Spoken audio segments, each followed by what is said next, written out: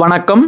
முனைவர் கி. ராம் கணேஷ். இன்றைக்கி நாம் எழுத்தாளர் புதுமைப்பித்தன் அவர்கள் எழுதிய செல்லம்மாள் என்ற சிறுகதையினுடைய சுருக்கத்தை இந்த பதிவில் பார்க்க போகிறோம்.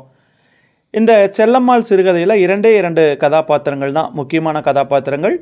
ஒன்று செல்லம்மாள், இன்னொன்று அவங்களுடைய கணவர் பிரம்மநாயகம் பிள்ளை.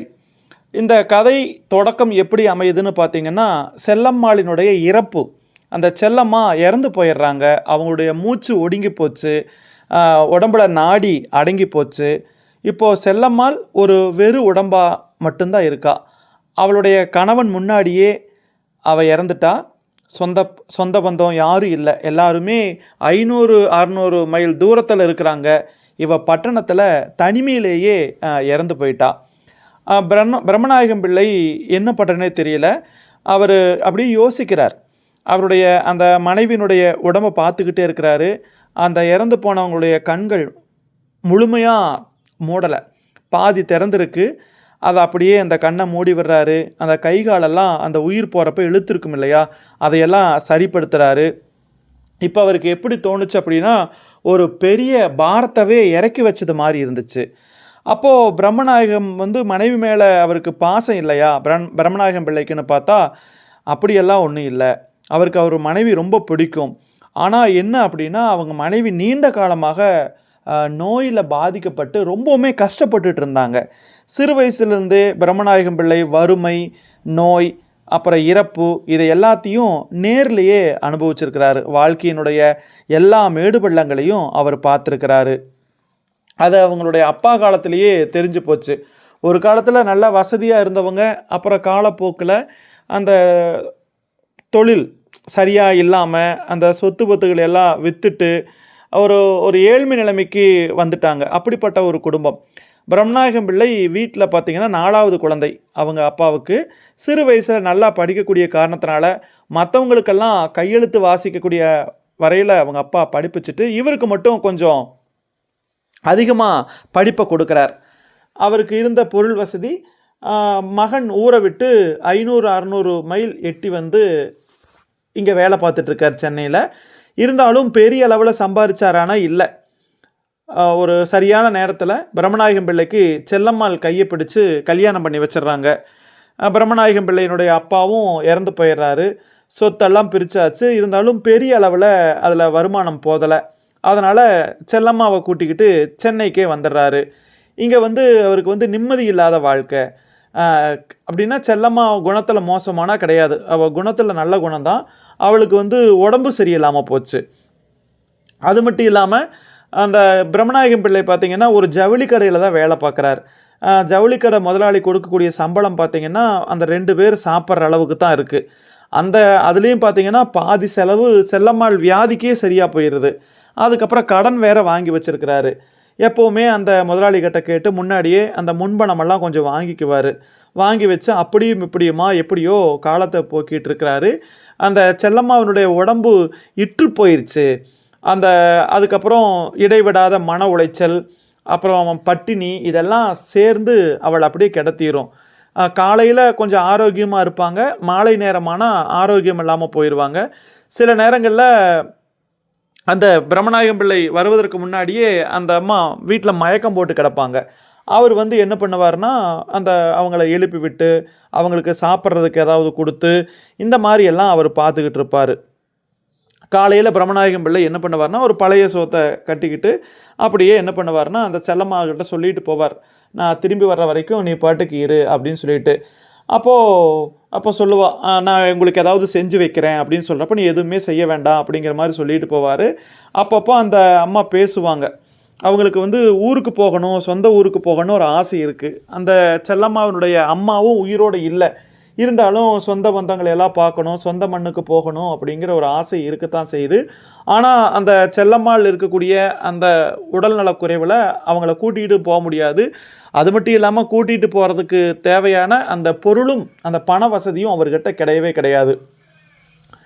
தினமும் அந்த பிரம்மநாயகம் பிள்ளை அவர் என்ன பண்ணுவார்னா, அந்த வேலைக்கு போகும்போது வீட்டை பூட்டிகிட்டு போவார். செல்லம்மாள் உள்ளவே படுத்திருப்பாங்க.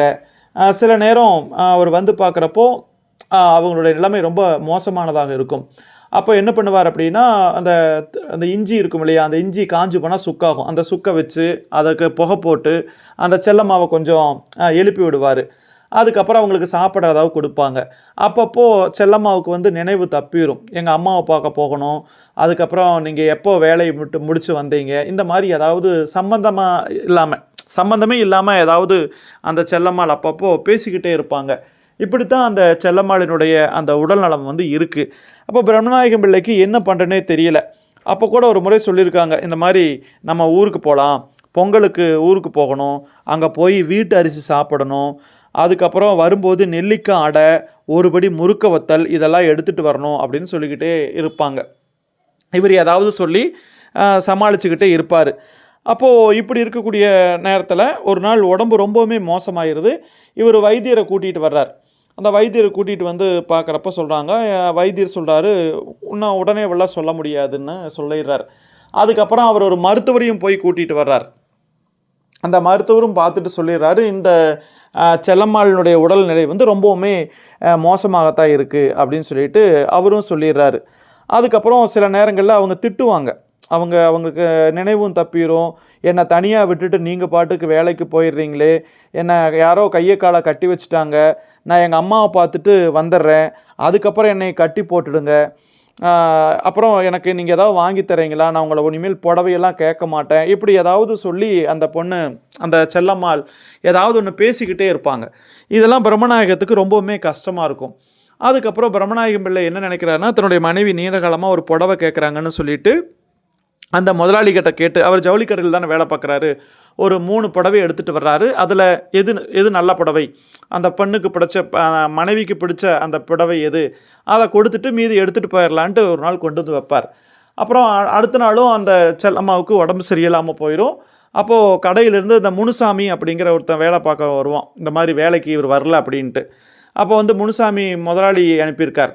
அப்போது முனுசாமி கிட்ட சொல்லுவார், இன்னும் என்னுடைய மனைவிக்கு உடம்பு குணமாகலை, நேற்றே உயிர் போகிற அந்த நிலையில் தான் இருந்துச்சு, அதனால் நான் முடிஞ்சால் நான் அப்புறம் வர்றேன், நாளைக்கு வர்றேன், ஒரு ஒரு 15 ரூபா பணம் மட்டும் வாங்கிட்டு வா, முதலாளிகிட்ட இந்த மாதிரி நிலவரத்தை சொல்லு அப்படிங்கிற மாதிரிலாம் சொல்கிறார். அந்த முனுசாமி என்ன பண்ணுறான், அதே மாதிரி போகிறான். அதே மாதிரி இடையில அந்த செல்லம்மாள் எதுவும் சாப்பிட மாட்டாங்க அப்படிங்கிறதுக்காக அவங்களுக்கு ஏதாவது பால் ஏதாவது கொடுக்கணுங்கிறதுக்காக ஒரு ஏற்பாடும் பண்ணி வச்சுருக்கார். பால்கார நாயுடு அப்படின்னு சொல்லிட்டு ஒருத்தர் இருக்கார். அவர் வந்து பால் விற்கக்கூடியவர். அவர்கிட்ட சொல்லி அப்பப்போ பால் வாங்கி ஏதாவது அந்த மனைவிக்கு கொடுப்பாரு. இப்படியாக அந்த அந்த அந்த உயிரை வந்து அவர் என்ன பண்ணியிருக்காருன்னா காப்பாற்றி வச்சுருந்தார். இவ்வளவு காலமும் அவர் காப்பாற்றி வச்சுருந்தார். ஆனால் இன்றைக்கி வந்து அந்த மாதிரி இல்லை. அப்புறம் இடையில அவங்க ஏதாவது சாப்பிடணுன்னு கூட நினைப்பாங்க, கொஞ்சம் புளிப்பாக ஏதாவது வாய்க்கு நல்லா இருக்குமே அப்படின்னுலாம் அவங்க நினச்சதெல்லாம் உண்டு. சில நேரம் அடுப்பங்கரையில் போய் அவங்களாம் கொஞ்சம் உடம்பு ஒரு மாதிரி இருக்கிற நேரத்தில் போய் அடுப்பங்கரையில் தோசை ஊற்றுறன்னு போய் ஃபுல்லாக அந்த அடுப்பு இருக்கக்கூடிய பகுதி முழுக்க அந்த மாவெல்லாம் சிந்தி அந்த மாதிரியெல்லாம் பண்ணிடுவாங்க. இந்த மாதிரி ஏதாவது ஒன்று பண்ணிக்கிட்டே இருப்பாங்க. அவங்களுக்கு உடல்நலம் குறைவே தவிர கணவனுக்கு ஏதாவது செஞ்சு கொடுக்கணும் அப்படிங்கிற ஒரு ஆசையும் இருக்கும். அதே நேரத்தில் தானும் ஏதாவது செஞ்சு சாப்பிடணும் அப்படிங்கிற மாதிரி ஆசை இருக்கும். சில நேரங்களில் இவரை என்ன பண்ணுவார்னா டீ எல்லாம் போட்டு கொண்டு வந்து செல்லம்மாவுக்கு கொடுப்பார். அந்த அம்மாவும் ஏதாவது வாங்கி குடிச்சிட்டே இருப்பாங்க. இப்படியாக அந்த அவங்களுடைய காலம் போய்கிட்டு இருந்துச்சு. ஆனால் இன்றைக்கி என்ன ஆயிடுச்சு அப்படின்னா, அது முடிஞ்சு போச்சு. இன்றைக்கி அந்த பால்கார நாயுடுகிட்ட பால் வாங்கி கொடுக்குற அந்த நேரத்தில் அந்த பாலும் கூட கொஞ்சம் திரிஞ்சு போச்சு. அது சரியாக பயன்படுத்த முடியாமல் போயிடுச்சு. அவரும் வேறு வச்ச பானகம் மாதிரியெல்லாம் வச்சு கொடுக்குறாரு. இந்த மாதிரிலாம் நிறைய பண்ணியாச்சு. ஆனால் இருந்தாலும் இன்றைக்கி அந்த செல்லம்மாளினுடைய உடல்நிலை ரொம்ப மோசமாகி இப்போ அவங்க இறந்து போயிட்டாங்க. இந்த நேரம் பார்த்து அந்த முனுசாமி வர்றான். அவங்ககிட்ட சொல்லிடுறாரு, இந்த பணத்தை வாங்கிட்டு நீ போய் இந்த மாதிரி தந்தி கொடுத்துரு, இந்த மாதிரி என்னுடைய மனைவி இறந்து போயிட்டாங்கன்னு சொல்லிடு அப்படின்னு சொல்லிட்டு இவர் பாட்டுக்கு என்ன பண்ணுறாருன்னா அந்த மனைவியை குளிக்க வச்சு அவங்களுக்கு அந்த இறந்த உடலுக்கு என்ன நம்மளாம் செய்யணுமோ அதெல்லாம் செஞ்சுட்டு அவர் பாட்டுக்கு அமைதியாக அப்படியே ஒரு விசிறியால் அவங்க மனைவி மேலே அந்த காற்று வீசிக்கிட்டு, அப்புறம் அந்த கடைசியாக அந்த மனைவிக்கு பிடிச்சிருந்த அந்த பச்சை சேலை அந்த முதலாளிகிட்டேருந்து வாங்கிட்டு வந்தார் இல்லையா, அந்த சேலையை போத்தி விட்டு அந்த மனைவி பக்கத்திலேயே உட்காந்துருக்காரு. வெளியில் அந்த சங்கு சத்தம் கேட்கிறது, அந்த இறப்பை அந்த ஊருக்கெல்லாம் தெரிவிக்கிற மாதிரி. இப்படியாக இந்த செல்லம்மாள் அப்படிங்கிற கதை ஒரு சோகமான கதையாக, அந்த செல்லம்மாள் அப்படிங்கிறவங்க நோய்வாய்ப்பட்டு வருந்தி அந்த சூழலில் அந்த பிரம்மநாயகம் பிள்ளை எப்படியெல்லாம் கஷ்டப்பட்டார், இதையெல்லாம் சொல்லக்கூடியதான் இந்த செல்லம்மாள் அப்படிங்கிற சிறுகதை. மிக்க நன்றி.